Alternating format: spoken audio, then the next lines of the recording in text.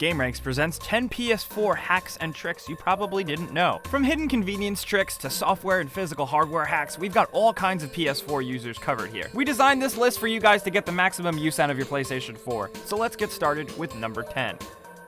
We're going to start off with one that might seem like a no-brainer to the hardcore crowd, but a lot of people don't realize this. Are you a PlayStation Plus member? Well, here's our advice. All those free PlayStation Plus games, stockpile them. Yes, if you just own a PS4 and PlayStation Plus, you can download the free games every month. But what a lot of people don't realize is if you log into your Sony account on the PSN website, you have access to all the free PlayStation Plus games. Those are the PlayStation Plus games on Vita and PS3 and PS4. So really, you should stockpile them. You got nothing to lose, and once you download and claim them, you own them forever in your library. Even when the free on PlayStation Plus promotion expires, you're still going to be able to own those games and play them whenever you want. And it's really great if you're looking towards the future. See a bunch of free PlayStation Vita games, but you don't own a Vita yet? Well, download them all anyway, stockpile them, and save them for the winter. Because then if you finally save up and buy yourself a shiny new PlayStation Vita, you got a pile of games already waiting for you digitally. At number 9, a little known fact in the software menu settings is the fact that if you want to take a video clip or screenshot without navigating to the actual share menu and slowing things down, you can simply tap the share button twice and it'll start capturing video. Or you can go into the share settings and change the share button control type for easy screenshots. So then automatically a screenshot only takes a tap of the share button. If you're a social gamer, I highly recommend changing the share button to a press and hold to bring up the actual share menu. You want to be able to quickly and easily capture screenshots to show to your friends, and this is the best way. It might sound like a basic settings change, but this makes things incredibly simple and much easier for a user. At number 8, did you know you could use a PlayStation Vita as an extra DualShock controller for the PS4? Well, now you know. Yeah, the Vita has a lot of tricks that work with the PlayStation 4, like second screen and all that jazz. But if you're in a bind and you have somebody else that wants to play couch co-op with you, and you don't have an extra DualShock 4 controller because they're so damn expensive, use your Vita. A lot of you guys probably know that you can use Remote Play to beam the game that's playing on the PS4 onto the PlayStation Vita. The only problem with that is that you have to use the same PSN account on the Vita as the PlayStation 4. However, that can be easily surpassed by using Remote Play, and then take over the session, and then with the controller, you sign in as a guest or another profile. And then boom, there you go. You and a friend can play co-op on PlayStation 4. Sure, the Vita controller takes a little getting used to, but you'll figure it out. Hey, it's a cheap, easy, and quick solution. At number 7, if you want to feel really cool like Tony Stark and talk to your game console, but you don't have an Xbox One or you just can't be bothered with the Kinect, well, you can actually use voice commands through the headset mic that comes with the PlayStation 4. Yes, the PlayStation 4 does have voice commands that work with the PlayStation camera. That being said, not a lot of people bought the PlayStation camera, so you can use voice controls through the included headset. There's a tiny little microphone tucked away on the volume slider on the little headset. So when it's plugged into the controller and when you enable voice controls in the PlayStation settings, all you have to do is say PlayStation followed by any command. The commands are pretty basic, but they do work fairly decently. You can say the name of a game, start game, open up Music Unlimited, access your library, bring up the internet browser. It's pretty nifty, and it works, I'd say, 85% of the time, which is pretty good for voice controls. It's a small little known feature that might make your gaming life a little bit easier.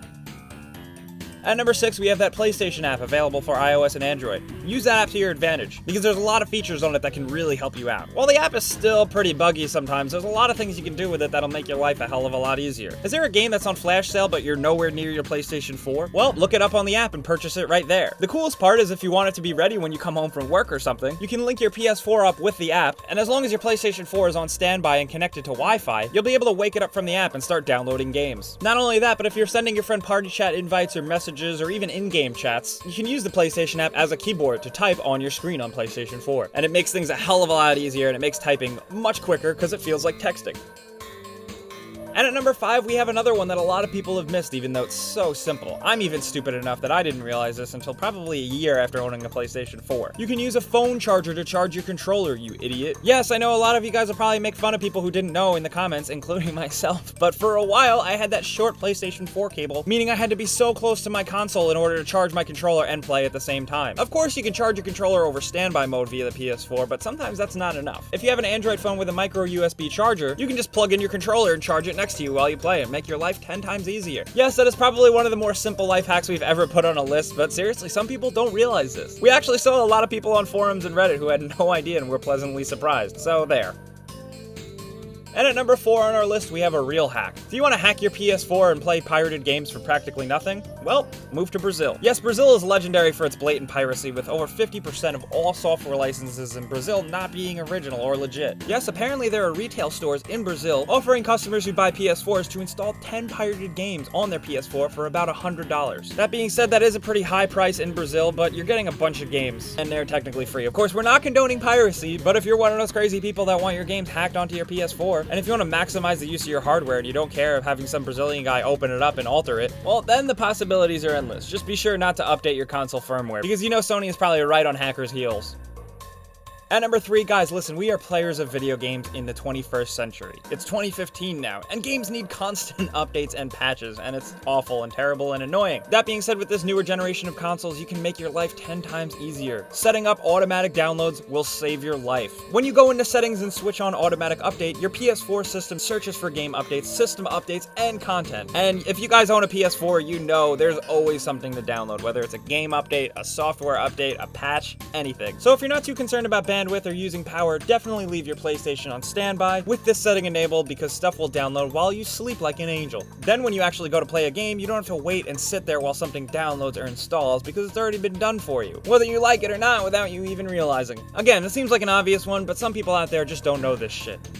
At number 2, take advantage of this cool trick. Certain new TVs have a setting called HDMI device link. The newer Sony Bravia model TVs do have this, and certain Samsung ones do too, I believe. If your TV does have this feature, go onto your PS4, go to your console settings, and switch on Enable HDMI device link. Your newer TV will recognize this and display PlayStation 4 in the input source list. And this will mean you can do a couple cool things with your TV and your console. It's almost like they coexist a little bit better now, because if your TV and your PS4 are both on standby, you can hit your controller's PlayStation button to turn on the console, and it'll also turn on the TV. And then on the other hand, if you're using the TV to watch television or something, switching the input to the PlayStation 4 input will wake the PlayStation 4 up from standby mode. I don't know about you, but while that only seems like it's just saving 5 seconds of turning on the power button, it's a pretty badass feature. To have your TV and your PlayStation 4 talk to each other is pretty nice, and it almost feels a bit like a PC. So HDMI device link, look it up. If you got it, use that feature.